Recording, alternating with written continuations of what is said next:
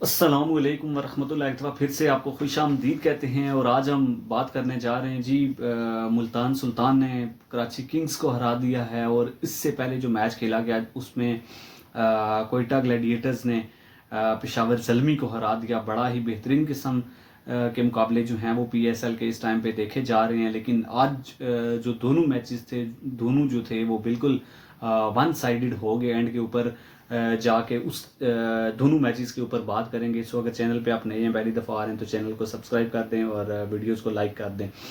सो सबसे पहले अगर स्टार्ट करें, जो दिन के टाइम पे मैच खेला गया था लाहौर के स्टेडियम के अंदर, जहाँ पे कोयटा ग्लैडिएटर्स सामना कर रही थी पेशावर ज़ल्मी का, जिसमें आपने देखा कि पेशावर ज़ल्मी ने जिस तरह से टॉस जीतने के बाद जो है वो फैसला किया बॉलिंग का। और अच्छी खासी धुलाई जो है वो देखने को मिली कोयटा ग्लैडिएटर्स की तरफ से। और 206 के ऊपर कोयटा ग्लैडिएटर्स की टीम पहुंची, जिसमें जेसन रॉय जैसे प्लेयर जो हैं वो खेल रहे हैं। फिर बाकी अगर बात की जाए तो बाकी जितने भी प्लेयर्स थे उन्होंने बड़ी बेहतरीन किस्म की बैटिंग की। साउथ शकील की अगर बात करें तो वो बड़ा बेहतरीन खेले। फिर एंड के ऊपर आके जो है वो थोड़ी बहुत हिटिंग भी देखने को मिली, जिसकी वजह से 206 के ऊपर पहुंचे। ठीक है, उनके 5 आउट होके चले गए, लेकिन एक रिस्पेक्टेबल टोटल जो था वो बोर्ड के ऊपर उन्होंने सजाया। और फिर जब बैटिंग की बारी आई ज़ल्मी की, तो बाबर आजम ने बड़ी बेहतरीन किस्म की इनिंग्स खेली। 42 बॉल्स के ऊपर 68 रन्स बनाने के बाद वो आउट हुए।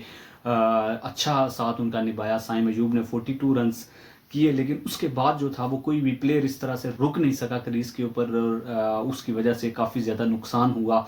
एंड के ऊपर आके रन रेट इतना ऊपर चला गया कि आसिफ अली के लिए फिर उनकी दस्तरस से जो था ये बिल्कुल बाहर चला गया।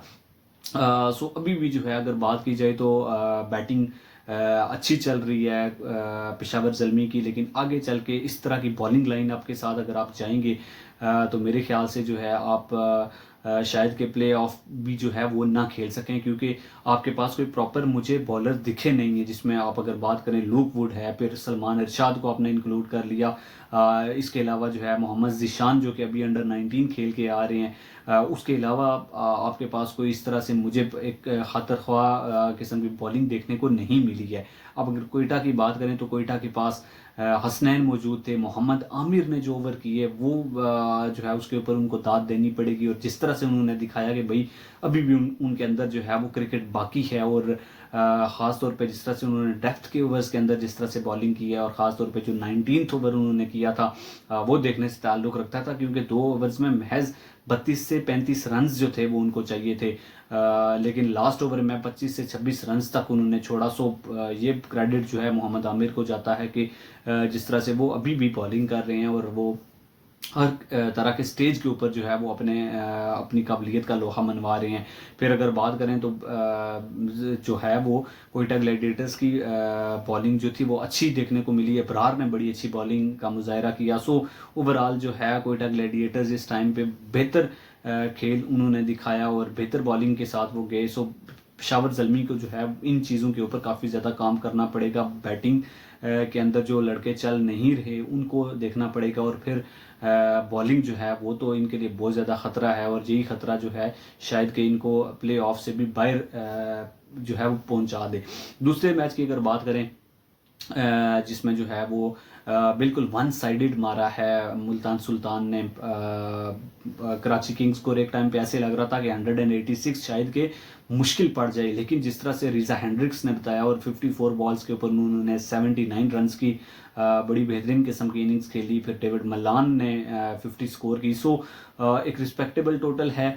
लेकिन ऐसे लग रहा था कि शायद जो है वो मुल्तान इस मैच को हार जाए। लेकिन जिस तरह से विकेट ने बिहेव किया और काफ़ी ज़्यादा बाल फंस के आ रहा था, सो मुश्किल पेश आई कराची किंग्स को इस टारगेट को चेस करने में। सिवाय शोएब मलिक के कोई भी प्लेयर जो है वो खातिर खा कारकर्दगी नहीं दिखा सका। 35 बॉल्स के ऊपर 54 रन्स करने के बाद आउट हुए शोएब मलिक। तो उसके बाद जो है वो टीम बिल्कुल बैठ गई। और फिर आने वाले जो 6 से 7 ओवर्स थे उसके अंदर महज 30 रन्स ही आपको देखने को मिले। सो ये चीज़ें भी जो हैं कराची किंग्स को देखनी पड़ेगी कि भाई उन्होंने किस तरह के प्लेयर्स को खिलाना है। अब कैरोन पोलार्ड एक बहुत बड़ा नाम T20 क्रिकेट का या इंटरनेशनल क्रिकेटर, लेकिन उन्होंने जिस तरह से 28 बॉल्स के ऊपर 27 रन स्कोर किए हैं। ठीक है, आपके पास उस टाइम पे जो है वो विकेट्स मौजूद नहीं थी, सारे जो मेन प्लेयर्स हैं वो आउट होके जा चुके थे, लेकिन फिर भी कुछ बेहतर जो है वो खेल पेश कर सकते थे।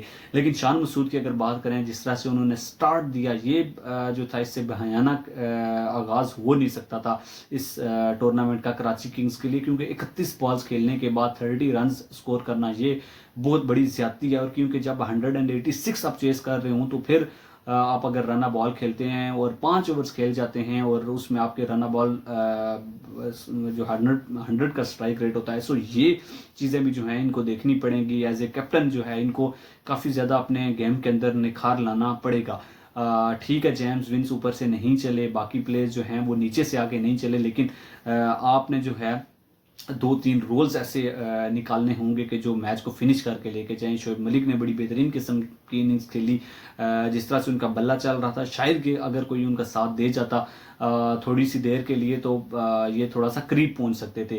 दूसरी तरफ अगर मुल्तान की बॉलिंग की बात की जाए तो बहुत ही शानदार बॉलिंग देखने को मिली। मोहम्मद अली ने जिस तरह का स्पेल डाला, 4 ओवर्स के अंदर 23 रन दिए, उन्होंने 3 विकेट्स निकाले, वो देखने से ताल्लुक रखता था। फिर डेविड विली ने जिस तरह से शुरू के 2 विकेट्स लिए थे, जिस तरह से ओपनर्स को उन्होंने पवेलियन की राह दिखाई थी, फिर 7 बेग जिस तरह से आउट होके चले गए। सो ये चीज़ जो है ये बड़ी शानदार देखने को मिली डेविड विली की तरफ से। फिर एंड पे आपने देखा मोहम्मद अब्बास अफरीदी जिस तरह से बॉलिंग करते हुए नजर आए। सो ओवरऑल जो है बड़ी बेहतरीन किस्म की परफॉर्मेंस। फिर उसामा मीर को आपने देखा कि इंटरनेशनल क्रिकेट के अंदर उस तरह से उनकी बॉल के ऊपर ग्रिप भी नहीं हो रहा होता और बॉल जो है वो बहुत ज़्यादा फ्लाइट या तो दे देते हैं या फिर फुल टॉस करे जाते हैं, लेकिन जहाँ पे बिल्कुल भी उसके बरक्स उन्होंने बॉलिंग की और 4 ओवर्स के अंदर महज उन्होंने 14 रन दे के 1 विकेट हासिल की। सो ओवरऑल मुल्तान को बहुत बहुत ज़्यादा मुबारकबाद, और इसके साथ कोयटा ग्लैडिएटर्स को कि उन्होंने अपने अपने मैचेस जीत लिए हैं और इस टूर्नामेंट का एक बेहतरीन तरीके से उन्होंने आगाज़ कर दिया है। बाकी जितने भी प्लेयर्स जिनकी अच्छी परफॉर्मेंसेज रही हैं उनको भी मुबारकबाद, और इसी तरह से ये लोग परफॉर्म करते रहे हैं। और ख़ास तौर पे यंगस्टर्स जितने भी हैं, जिस तरह से मोहम्मद ज़ीशान ने बॉलिंग की, फिर इसके अलावा बाकी जितने भी प्लेयर्स जो हैं, जिस तरह आपके उसामा मीर की बात की जाए या मीर हमज़ा की बात की जाए, सो ये जो हैं कुछ बेहतर दिखे इन 2 मैचेस के अंदर। सो इंशाल्लाह कुछ मज़ीद भी बात करेंगे कल जो मैच खेला जाएगा कोयटा ग्लैडिएटर्स और लाहौर कलंदर्स के माबैन, उसके हवाले से भी आपके साथ मिलेंगे, आपसे बातचीत करेंगे। दुआओं में याद रखिएगा, अपना बहुत सारा ख्याल रखिएगा। मिलते हैं नेक्स्ट वीडियो में, तब तक के लिए आपसे इजाज़त चाहूँगा। अल्लाह हाफिज़।